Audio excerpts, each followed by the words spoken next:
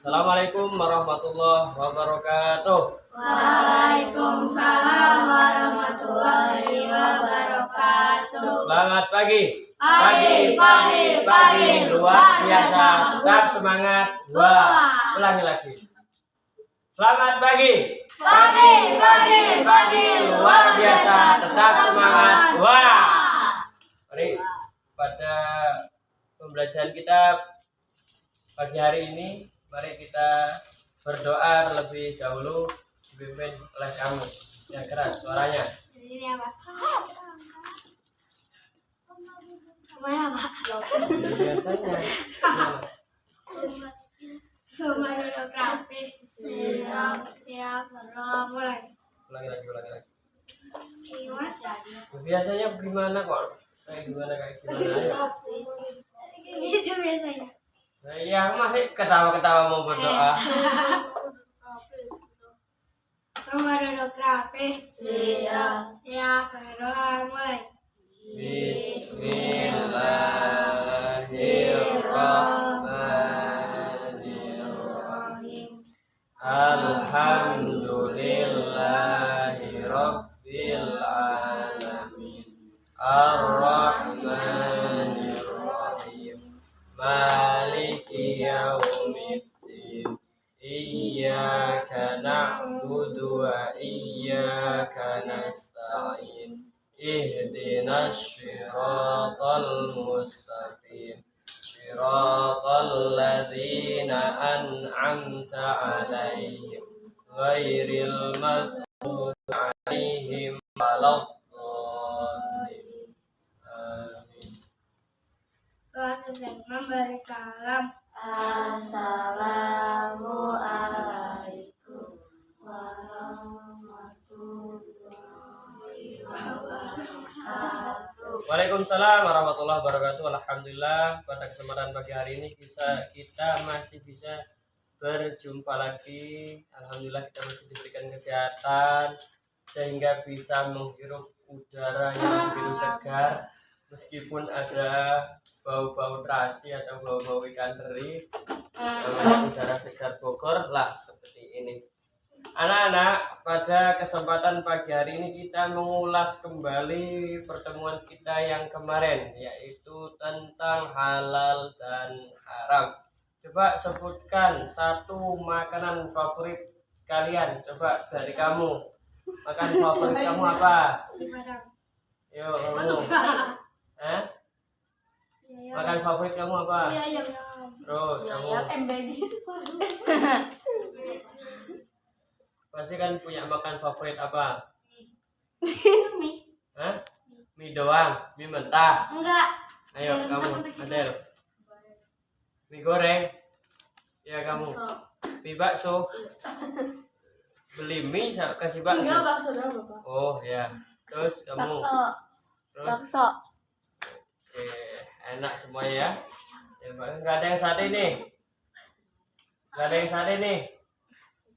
Dari semua makanan favorit kalian itu, kira-kira apa makanan itu halal?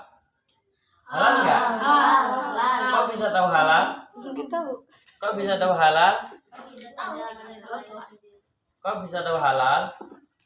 Dari semua makanan yang menurut kalian itu menjadi makanan favorit, kira-kira makanan semua itu bisa dikatakan halal nggak? Alasannya apa? Karena tidak mengandung bahan-bahan haram. Karena tidak mengandung bahan-bahan yang diharamkan.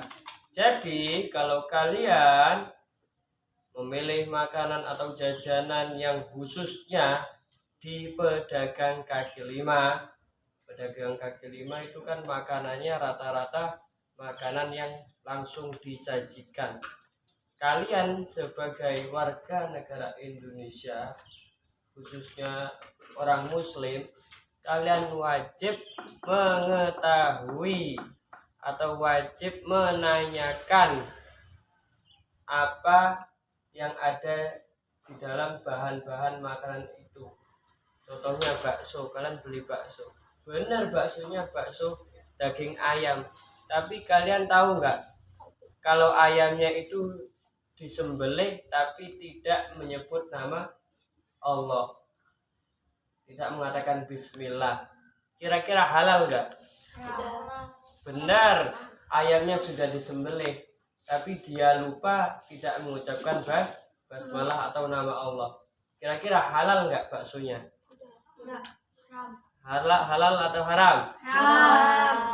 Jadi kalian harus benar-benar bisa menelitinya.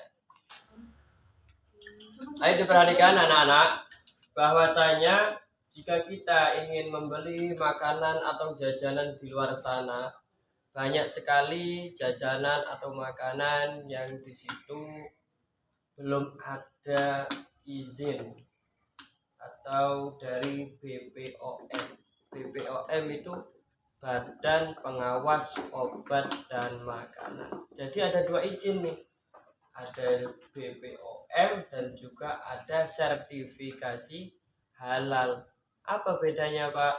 Kalau BPOM itu untuk mengawasi obat atau makanan itu bisa dikonsumsi oleh umur berapa aja, seperti itu. Kalau sertifikasi halal itu dilihat bahan makanannya yang ada di dalam mengandung yang haram atau yang halal. Biasanya kalau orang-orang sekarang banyak itu yang disalahgunakan BPO dan halnya, tiba langsung dicap. Contohnya si Bilqis membuat keripik tang, ingin yang beli, karena sulit mendapatkan izin halal maka ditempel stempel sendiri halal. Itu tidak diperbolehkan, harus tetap melalui izin. Itu namanya pemalsuan dokumen. Kalau pemalsuan dokumen berarti tidak diperbolehkan.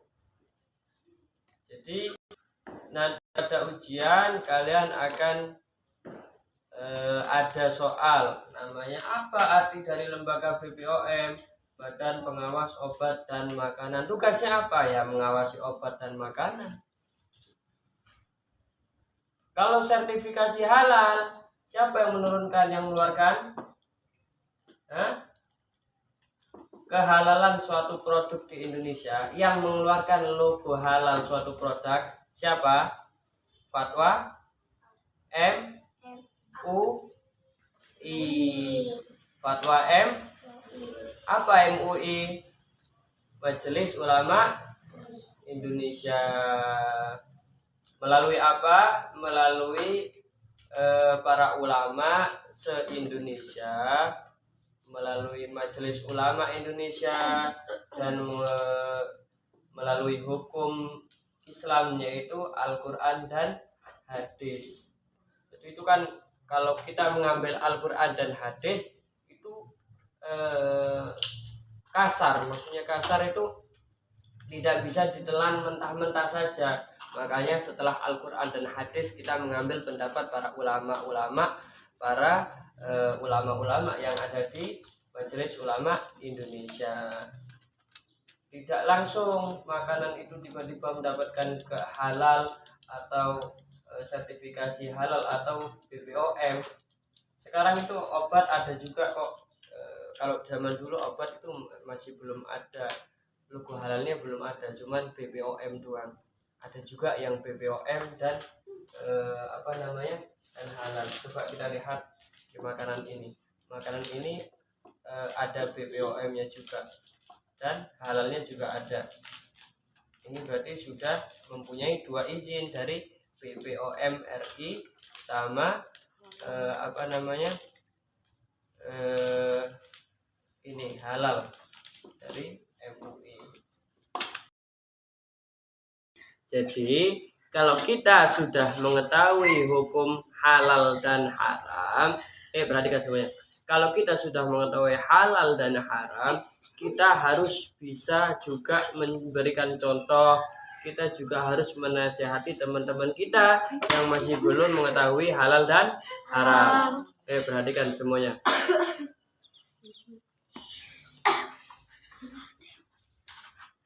Ayo diperhatikan semuanya. Ayo, mengapa kita harus memilih makanan yang halal?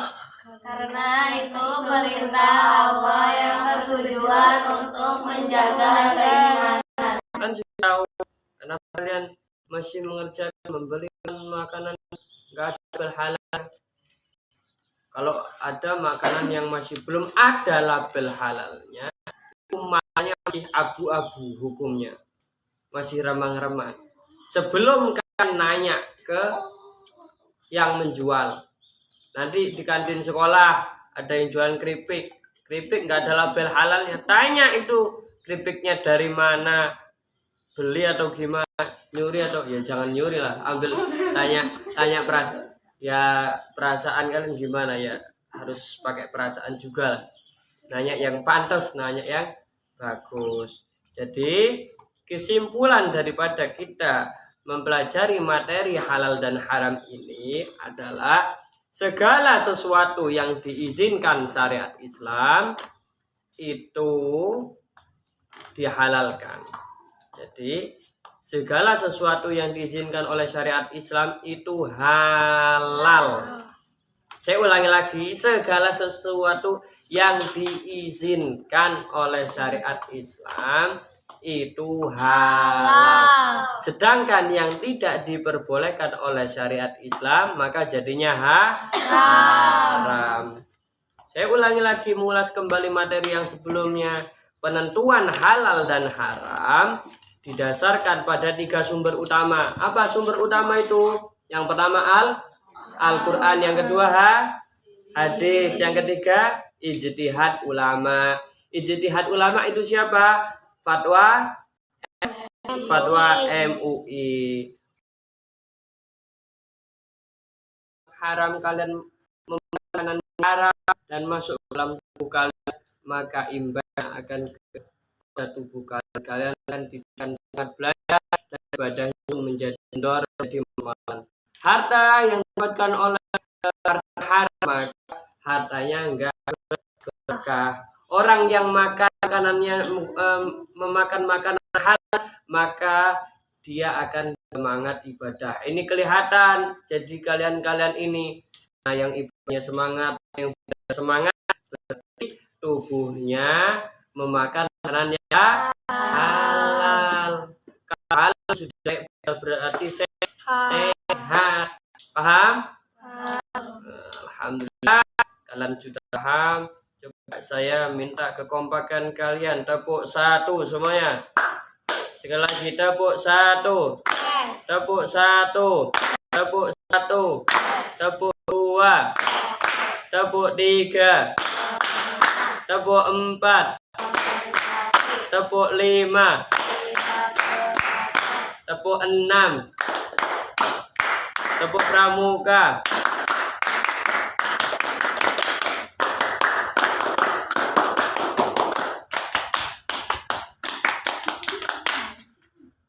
Oke, terima kasih kalian sudah paham. PR-nya adalah kalian setelah pulang dari sini kalian harus mengamalkan apa yang telah kalian pelajari. Langsung melaksanakan apa yang telah kalian pelajari. Terima kasih semuanya. Kita akhiri pelajaran kita pada pagi hari ini dengan bacaan Alhamdulillahirabbil